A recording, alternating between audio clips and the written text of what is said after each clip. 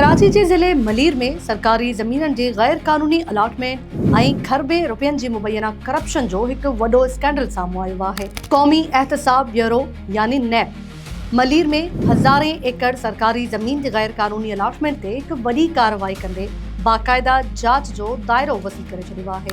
ही को मामूली केस न आहे, छाकाणि त हिन जांच जे घेरे में के नंढा मुलाज़िम न पर मलीर जो अॻूणो डिप्टी कमिश्नर मोहम्मद अली शाह, नामियारो बासर शख्स एजी मजीद, ख़ालिद यूसुफ, अमाद चाचड़ ऐं ॿिया केतिराई वॾा नाला शामिल आहिनि। मिलियल ॼाण मूजिबि नैब कराची पारां रेवेन्यू खाते खां ज़मीननि जो समूरो सरकारी रिकॉर्ड तलब कयो वियो आहे।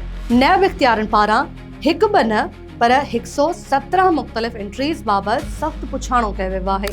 नैब इहो ॼाणणु चाहे थो त उहे हज़ारें एकड़ सरकारी ज़मीनूं आख़िर कंहिंजे नाले ते कयूं वयूं, उहे कॾहिं अलॉट थियूं ऐं कहिड़नि ऑफिसर्स पंहिंजे इख़्तियारनि जो नाजाइज़ इस्तेमालु कंदे उन्हनि फाइल्स ते सहियूं कयूं। हिन जांच में सभ खां अहम अॻभराई मलीर जे देह टोड़ बाबति साम्हूं आई आहे, जिते 332 एकड़ ज़मीन अतहर अली नाले हिकु शख़्स खे अलॉट करण ऐं उन जी सरकारी एंट्री रखण जो समूरो रिकॉर्ड तलब कयो वियो आहे।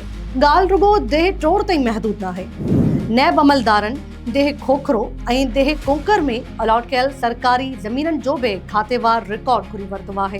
नैब जे हिन सख़्त एक्शन खां पोइ सिंध जे रेवेन्यू खाते ऐं लाॻापियल सरकारी ऑफिसिस में बेचैनी पकड़ियल आहे ऐं थरथरो मची वियो आहे। मलीर जी इहा ज़मीन जंहिं ते अवामी मनसूबा या सरकारी मिल्कियत हुजणु घुरिजे हा, सा कीअं कुझु बासर माण्हुनि ऐं ऑफिसर्स जी मिली भगत सां कागज़नि में ग़ाइब कई वई। नैब जे हिन इंक्वायरी मां कहिड़ा वॾा राज़ फाश थियनि था ऐं कहिड़ियूं वॾियूं गिरफ़्तारियूं अमल में अचनि थियूं, इहो जांच अॻिते वधण सां वाज़े थींदो।